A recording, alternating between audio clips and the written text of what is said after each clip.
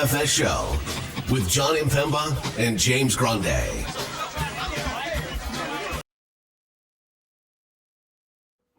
What is going on, FA Nation? John Impemba here with Keith Eister. It is the Fantasy Alarm NBA Divas Playbook Preview Show. We are back from the NBA All-Star break. We had the Wednesday showdown slate, Charlotte versus LA, but we have a 9-game main slate here on Thursday to really kick off the return of the NBA season. Your guy Keith is going to be on the playbook for this Thursday main slate, so we'll get our first look takes. It is a star-studded slate here. We have the Lakers and Hornets actually both on this slate as well, so they get back-to-backs to kick it off. That Wednesday game was a makeup game from the fires that went down in LA a few months ago, so they started before everybody, but 9 games here, a lot of top spends. Keith, how was your All-Star break?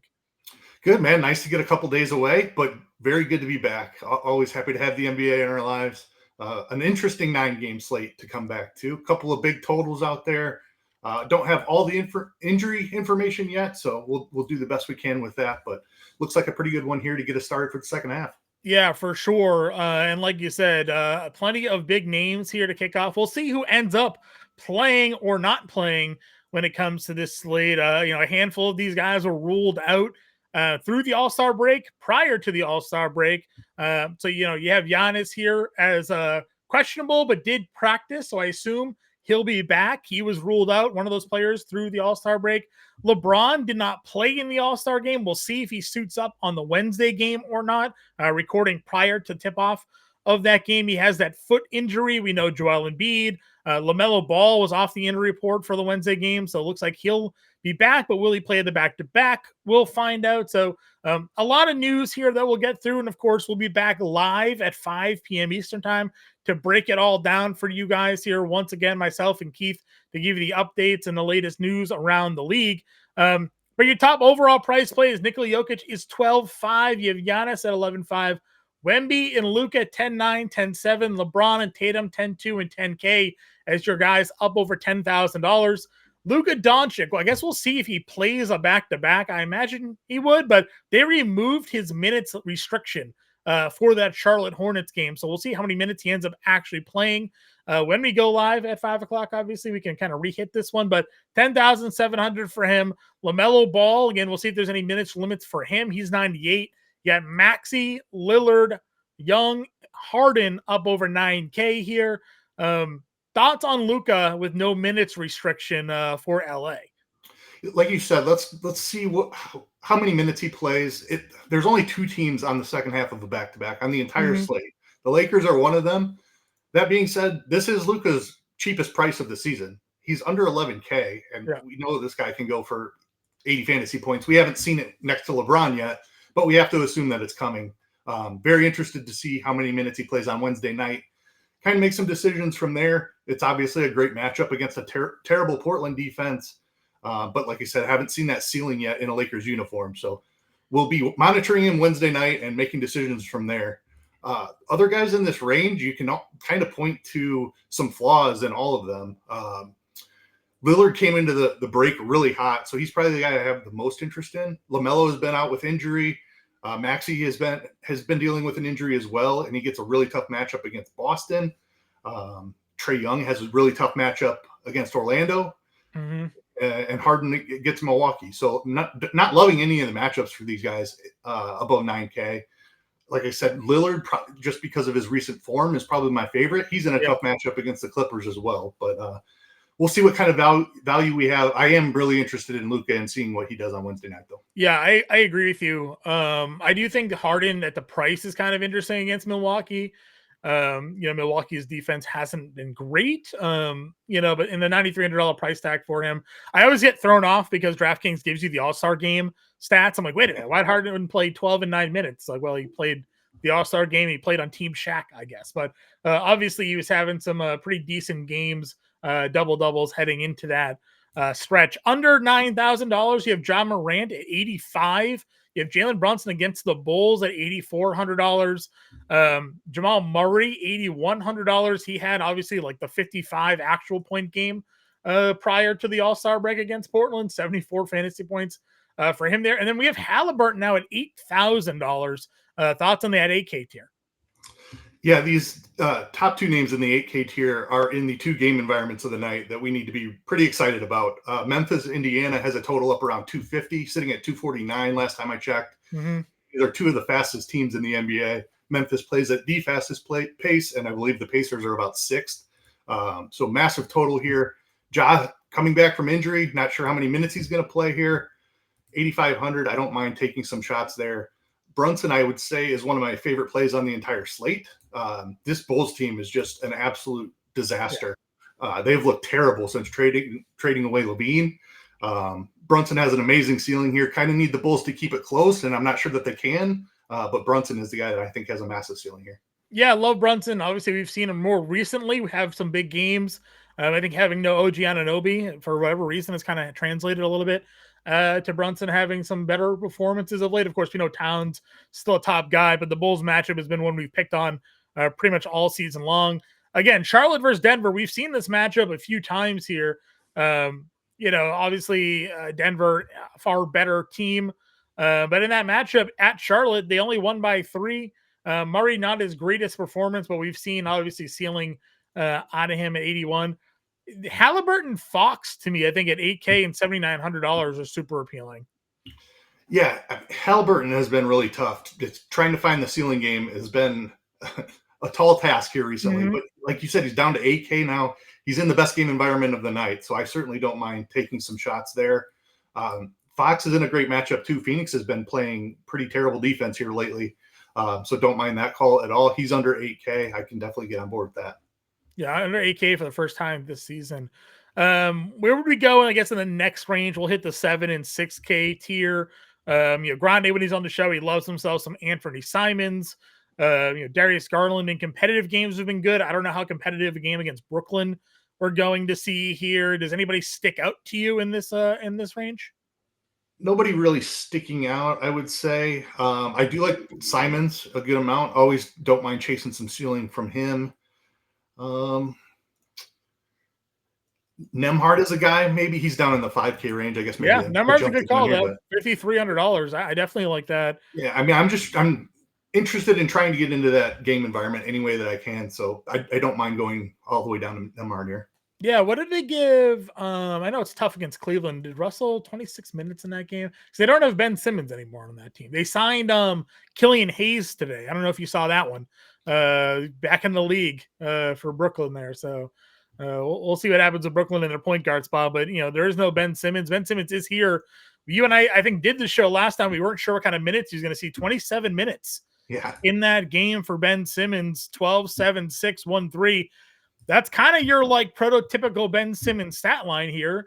I don't know if we have. Do we have Kawhi Leonard probably gonna play? Let's see. Leonard won't play Thursday. That was prior to the All-Star break. So I guess do we wait and see on Kawhi Leonard here for Ben Simmons, or are you just kind of encouraged by the minutes that he got there? Definitely was encouraged by the minutes. I mean, we talked about it, and we're like, if he can get 25 minutes, he's really interesting. Turns out he got the 25 and then some. We were thinking more around the 20-minute range. So Kawhi was out for that game. I assume that they picked him up to play him. So because we've seen 25 plus out of him already, I'm still interested. Yeah, I'm going to see. Did they have – I think they might have had him close. Am I making that up? Let's see. Simmons played a lot in the fourth quarter in that game. He played, that was 7 minutes, and then the final stint was 3. He played 10 of the 12 minutes in the fourth quarter of that game for the Clippers. He got basically end of first, early second quarter run, and then end of third. He played for 12 straight minutes, almost end of third into the fourth quarter, subbed out for 2 and checked back in. So he got almost half of his minutes there, third quarter and on. But a good sign that he closed. So they wanted him on the floor. They played him over. Interesting. So this might have just been matchup dependent. They did not play Ivica Zubac in the fourth quarter of that game. They went small ball with Ben Simmons, Bogdan. They played Batum the entire quarter, Harden, and Powell. So maybe that's something to watch for. Not that I think they're going to start limiting Ivica Zubac at all, but Ben Simmons does have the ability to play sort of that small ball 5 lineup. Can't really do that versus Milwaukee, but something to watch, I think, for sure. You're bringing up some bad memories. I remember I was really high on Zubac on that slate, and Yeah. it did not work out so well. We are getting some injury news right now. Russell Westbrook not on the injury report for Denver. So looks like Russell Westbrook's going to be returning to the lineup. They're going to be fully healthy. Michael Porter Jr. is ready to go. Aaron Gordon's ready to go. So, we've had Denver, sitting some guys here lately come out of the break. They're going to be full go. That may have its biggest impact, and we'll get the shooting guard in a moment on someone like a Christian Brown, who's been playing huge minutes for them. Wonder if they shift Westbrook back to the bench or what they do there, but we'll talk. We can hit that up. Oh, I guess we'll talk now. We're at point guard. What do you think of Russell Westbrook at 62 at a fully healthy Denver team? Yeah, let's see what the starting lineup looks like. I think, and I'm not even saying that I need him to start. Maybe I prefer him off the bench with everybody healthy now. Just a little bit higher chance of usage there. Mm-hmm. I think he's interesting, but some of the other names in this range we've talked about, I do prefer. Simmons being one. I think Nemhard I would take a shot on. Cole Anthony is another name that I want to mention with Suggs out again. Great matchup against Atlanta. Definitely a volatile play, but he's shown a little bit of a ceiling here. Yeah, for sure.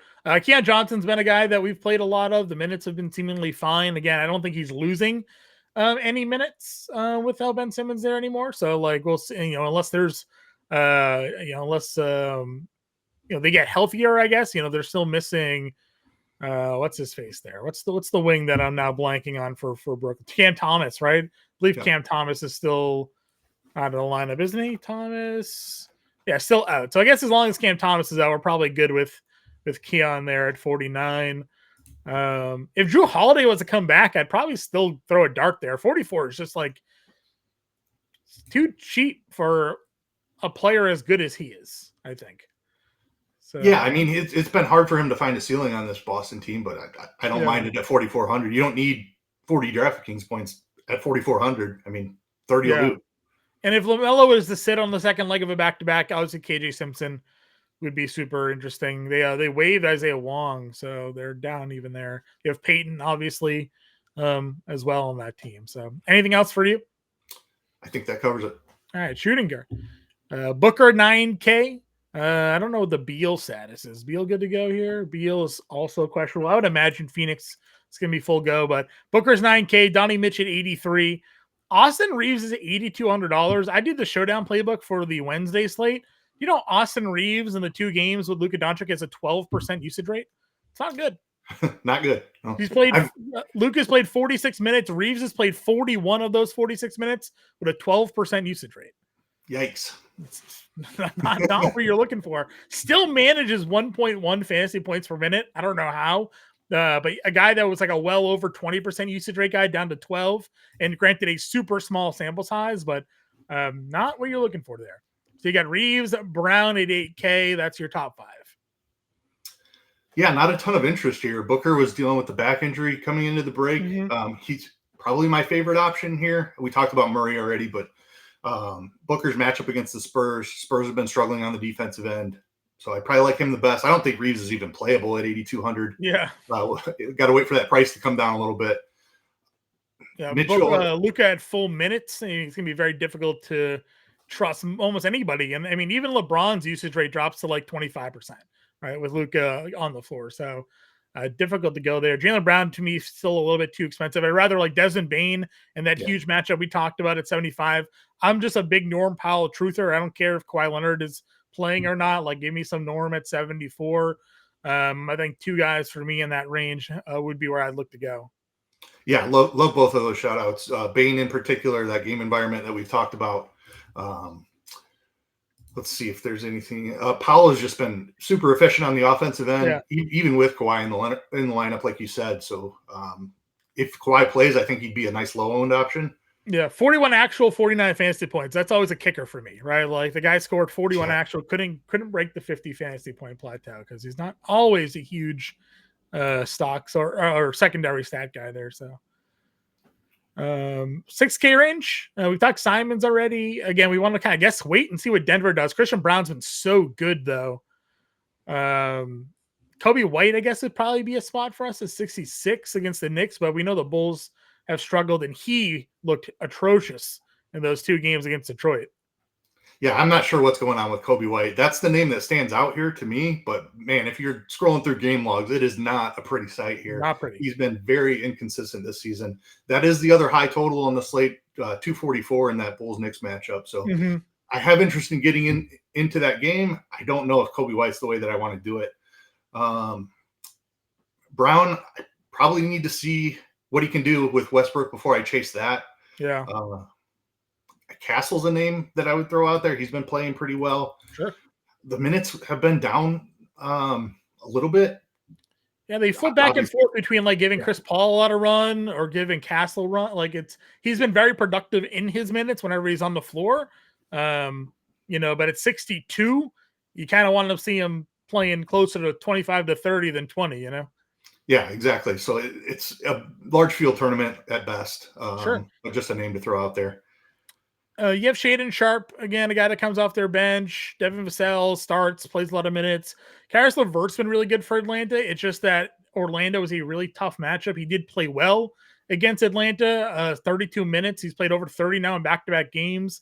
5,300 is still, I think, a little bit too cheap for someone like Karis LeVert if now all of a sudden he's playing 30-plus minutes.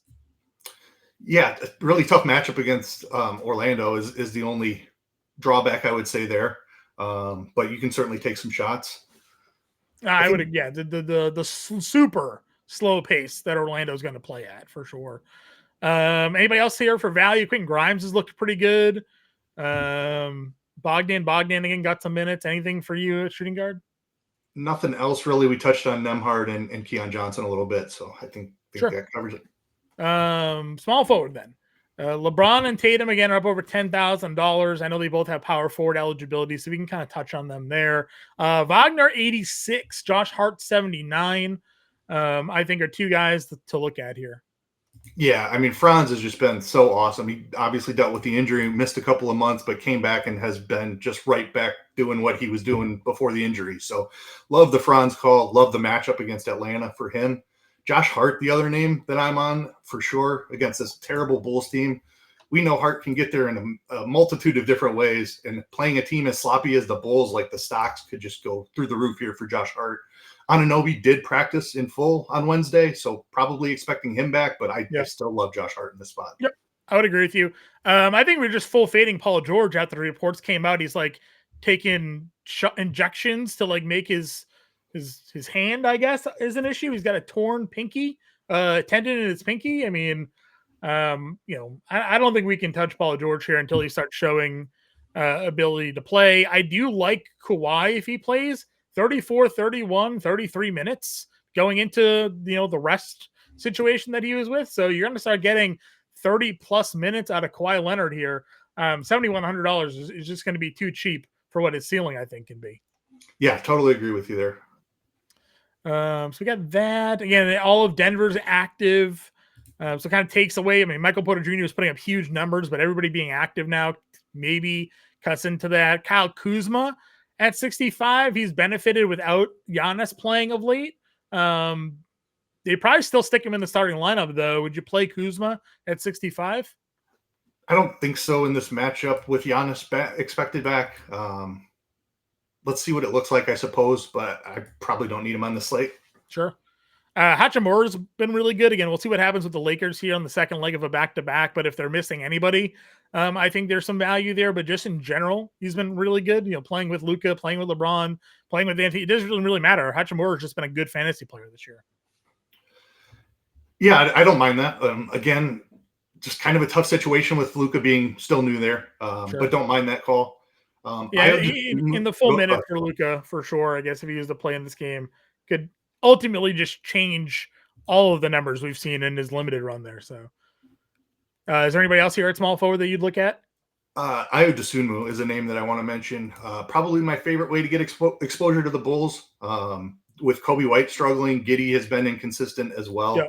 Dosunmu has found a nice little role here on the wing, so don't mind him at all. Yeah, do we have Lonzo status here? Questionable, I believe.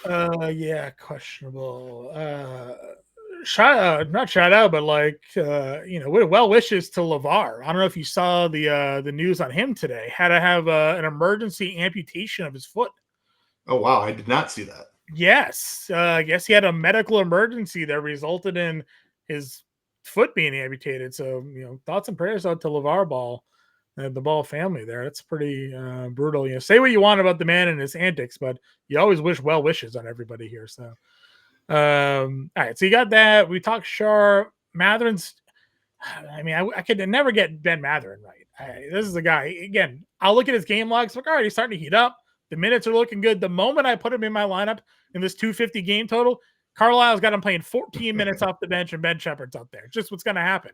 But at $5,200 and a 250 game total, like this is a perfect spot for Ben Matherin to pop off. Yeah, I mean, you just have to kind of roll with the Rick Carlisle antics. And I mean, I have a ton of interest in Matherin because of the game environment. The pace of this game should be incredible. That really fits his style of play. Should be able to get out and transition. Yeah. So Matherin at 5,200, I love him. I just beg for this dude to just be aggressive. When he came into the league, the one thing that drove a lot of his fantasy value, he was taking a ton of free throws. Then last year, he didn't really take any. And then we see random games. It's like 11 and 12. You're like, yes, Ben, like get to the rim. Like let's, if you're not afraid of the contact, go get it. So I definitely like that. They've been starting DeAndre Hunter. Again, mixed results. Obviously, a really good team there, but $4,900 for a guy that was over $6K for a lot of this year. Maybe a little interest at all for you. Mild interest. It's a slower pace game with Brooklyn on the other side. Yeah. But 4,900, like you said, he played off the bench for the Hawks most of the season and was a very viable fantasy option at a much higher price. So I don't mind some shots there. Yeah, just the value I think is what sticks out to me here. Again, Charlotte, we'll just see who plays. Like obviously if LaMelo sits, that just bumps everybody up like a Nick Smith Jr. would become more valuable at 45. You do have Strus here. They did re-enter Dalton Connect into their rotation before the break. He played 18 minutes. Not really touching that, just more so commenting that they included him. And again, the Lakers just in general would kind of be a wait and see. Would there be anybody else that you'd play down here? Strus is the other guy I had to mention. Not really seeing anybody else. Yeah, I'm with you there. Power forward then. LeBron, Giannis, Tatum up over $10,000. Assuming everybody is good to go and healthy, do you have a pick of the three? Probably lean Tatum just for the matchup. LeBron probably not as high of a ceiling next to Luka. Sure. He does have a great matchup as well, though. But I think I'd go Tatum. Just Giannis missing a little bit of time. LeBron next to Luka. Sure. Tatum managing 30 actual in 12 minutes in the All-Star game. Gotta love that. KD obviously $9,200. In a great spot. Bridges 87. Mobley, Banchero, and Triple J in that 8K range. Yeah, I like Mobley out of the options there. Don't mind Durant if Booker is still a little bit banged up. Maybe he has a little bit higher ceiling, like the matchup against the Spurs. Mobley is just kind of breaking out this season. Has found a ceiling a lot more frequently than he did last year. He's doing it on the glass and scoring more points. Has a higher usage rate this year. So Mobley would be my favorite there.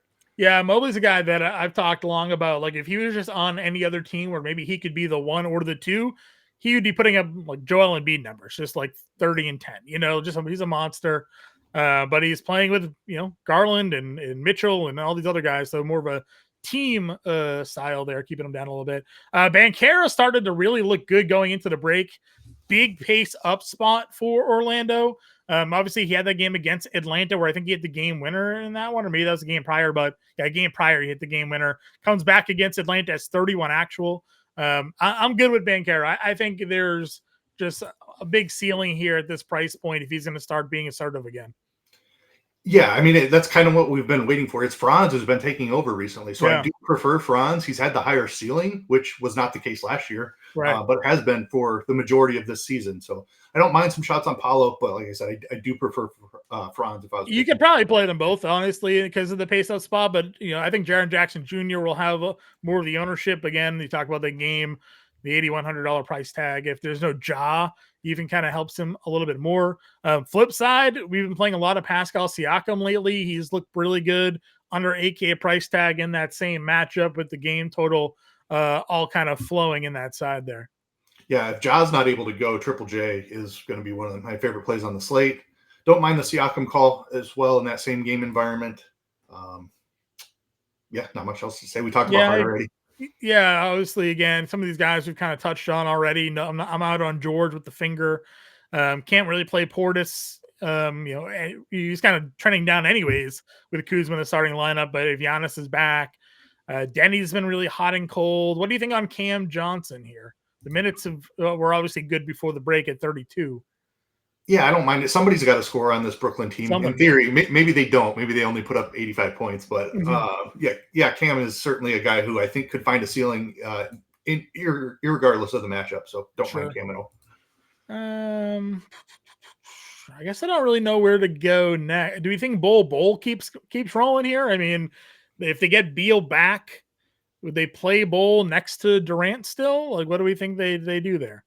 Where did these minutes come from? Like, I'm not even sure. They traded Nurkic. They were out Beal at one point. They were out Booker, I think, another game. And he's obviously just been really good. I don't know what they would do. I'm very curious to see what kind of lineup, but I think regardless, I think he's earned minutes off the bench. It's like they're one of their first guys. So under 5K still for Bol here. Yeah, was Ryan Dunn active for those? He was. So it looks like that he's kind of past Dunn in the rotation, possibly. That's where the minutes have shifted from. I mean, we've seen it, 3 games in a row now? I think we kind of have to trust it at this point, right? It's going to be one of the more fun matchups to watch, where you have Durant, Bol, and Victor Wembanyama on the floor at the same time. A lot of length there. Need to get a photo of that at some point. All of them just next to each other. I don't know. Maybe like Topps can go get a basketball card created of those 3. I'd buy that one. Bol at 48, though, obviously interesting. Bazulis. I mean, again, a guy that was trending up. I understand some of these numbers don't look great. Just remember they got handed themselves by Detroit in those 2 games, but like the numbers before were all really good. He still scored double-digit actual points in those games. But you give any look at Bazulis at 47? Absolutely. Another one of those game environments that I'm really looking to target. I mentioned Dosunmu already. Bazulis would be my second favorite Bull, just because of that price tag and the role that he's had. Like you said, they've been blown out so often. We really don't know what it looks like. If I'm stacking this game up, it's because I'm assuming that the Bulls are staying within 15 points or so, to where they're going to get their full run. I think the ceiling for him at 4,700 is really high. Agreed. Another guy I just like to throw darts at is Santi Aldama. 25, 23, and 24 minutes for him these last 3 games. I don't know if this was just regular rotation run for him or if guys were out. I just wish they would play him more. I think he's super talented. Great game environment. I mean, if you're going to promise me 23 to 25 minutes at $4,500, I think Aldama is a really great tournament play. Yeah, I don't mind that call at all. Let's see. Anything else down here for you? Not seeing anything that stands out right off the bat. Yeah, like if everybody was ruled out for the Lakers, like maybe Dorian Finney-Smith could be a guy that sees more minutes, but that's probably it there. I don't know what Atlanta does with their front court, right? They've been giving Mo Gay some time. He hasn't been very good though, but. All right, center, you have Joker at 12.5. You got Wemby down to 10.9. We got Embiid at 99 and Towns at 97. So obviously Towns had a monster game prior to the break. 70 and 66, 40 and 44 actual in back-to-back games. And then we mentioned the Chicago matchup, averaging 73 fantasy points in 2 games against Chicago this year. It's averaging 45 points a game in 2 games against Chicago this year. So it's not often where we say, like, obviously you want to play Joker. He's got Charlotte. He went for 83 against them. But for $3,000 less, you can play a guy who's averaging 74 fantasy points in 2 games against his team. So where do you find yourself wanting to go here on this slate? Yeah, I mean, they're both phenomenal options, obviously. Just the savings down to Towns in an absolutely elite matchup is really hard to pass up. I will have more Towns than Jokic. I certainly want plenty of Jokic as well. Charlotte probably working Mark Williams back into the rotation. Yeah, he's here. supposed to be playing tonight, so we'll see what happens. I don't think, that doesn't matter for Jokic. He can smash in any spot. Sure. But 12-5 versus 9-7 is really the conversation here, especially given that Towns has one of the best matchups possible. Yeah, again, I know we're not big like BVP. BVP is baseball. Jesus, I've been doing too many baseball articles. Not too many DVP, truthers here. But, 2 games against Chicago, and he just absolutely smoked them both times. So the Bulls allow the most points in the paint in the NBA. So you look at the underlying stuff too, and it really just makes sense that he smashes in this matchup. Exactly. So give me some Towns in 97. It'll be one of the few times I'd ever say like, yeah, Jokic is great, but tonight I go the other way. Again, no disrespect to Wemby. Wemby's had himself some really big games as well of late. Had that big almost 70 fantasy point game against Washington. But I'd rather just go Jokic just spending up and Towns of going down. Mid-tier, again, you can play Mobley, you can play Jackson here. Porzingis has looked pretty good. I don't really know in the mid-tier. Where would you look to go? Yeah, Mobley again and Jackson are the guys I'd be looking at. Porzingis is probably next on my list. I can't touch Zubac with what we saw in that last game. Same with Vucevic. Like, he just looks uninterested, and it's hard to blame him. Like, why is he still on this team? First of all, he wonders that too. Yeah, exactly. He probably would have been a Laker had the Hornets not tried to ship Mark Williams to them randomly out of nowhere, right? Like, that was the rumors. Like, Lakers want Vucevic, and then they say that Charlotte approached them on Mark Williams, and they went that direction, and it kind of screwed everybody there. So, I agree. The Vuk spot's kind of interesting. Just that team in general. What do they even want to play basketball anymore? The way they looked against Detroit. Eaton is out. Klingon 5,600 looked pretty good the last couple of games. 20 rebounds against Denver. Yeah, I don't mind that call at all. We've seen him put up these monster rebound games. He can add some blocks as well. 3 blocks in that last game also. So definitely think he has a high ceiling. Yeah, and one of the biggest complaints we've kind of had on him was the lack of offense. But 8 and 12 shots, he only plays around the rim really. So I definitely think that there's some upside there at $5,600. Anything else for you? Jackson Hayes at 5K, I guess. I think I'd prefer Nick Richards if I was taking a different shot in this range. He's been a little bit inconsistent, but we have seen some ceiling performances. Obviously, Wemby on the other side is not ideal. Sure. Miles Turner, what do we got for Turner here? Turner is good to go. Okay. Yeah, don't mind that. No, I'd play, dude. Edie's going to have some trouble against Turner. This might be a Sandy game. Honestly, I don't think Edie's gonna be running around chasing Miles Turner at the perimeter. So, good call there. Yeah, $6K for Miles Turner, good price for him, but also again, I think changes the way Memphis may play their rotation a little bit. I got nothing else. I don't think down here until we get some starting lineups, maybe a surprise start for somebody, but that's probably where I'm settling in at center. Yeah, I believe I'm good as well.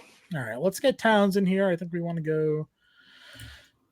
Towns. We also liked Matherin kind of on the other side of that game. Small forward for some value. Do we have any other definite values that we looked at here? I definitely think we need to try to get into both of those games. Buzelis was a value piece that we talked about. Modest, yeah. Modest, a power forward. Do we do the Bowl or Sandy Aldama? Do we try Sandy? I'm good with either one of those. I like your theory that Santy could see some more run here with Turner back. Right. All right, so that gives us about 6,500 for basically guards and utils. So let's see. What's the spot you wanna hit here? Let's see here. I'm trying to give me Josh Hart might be a little bit expensive. It might squeeze us a little bit. We've kind of already plugged in the value that we talked about, but Josh Hart is definitely one of my favorite options. If we do Hart, that gives us 6K a play, which I still think is kind of in range for where we wanted to be. Like, we like Anthony Simons. We like Ben Simmons, 55. Yeah, let's go Simmons. Simmons 55. That gives us 6,250. Let's see. We still like Simons. Give us the other side of that Portland game. That would give us what did I do? Here. 6K guard. 6K guard could be Russell, LeVert, Nembhard to get more of that game. Pritchard, if there was no Drew Holiday, would be an option for us here. Let's see. If we cut down, Yeah, Nemhard's my favorite name in that range, but since we have Mathurin, I think they're kind of negative. Yeah, a little redundant. What if we did Levert? That gives us 86 for a util. 86 for a util be Wagner. I like that. Yes. Or do we go like double it up with Brunson? Get Brunson tags? I think I'd go Franz. Okay. Right. Just for the ceiling. Agreed. Example lineup then for now. Again, we'll be back live at 5 p.m. Eastern time. This is just a first look. We do appreciate you guys who are tuning in. Maybe you're just finding us now. Coming out of the All-Star break. So we appreciate you guys who have stuck with us here today. Ben Simmons, Anthony Simons, Ben Mathurin, Modest Bazulitz, Carl Anthony Towns, Karis LeVert, Santi Aldama, and Franz Wagner. Again, Keith's going to be on the playbook. Make sure you check that out when released on Thursday, and we'll be back live at 5 p.m. Eastern time. Until then, everybody, we'll see you later.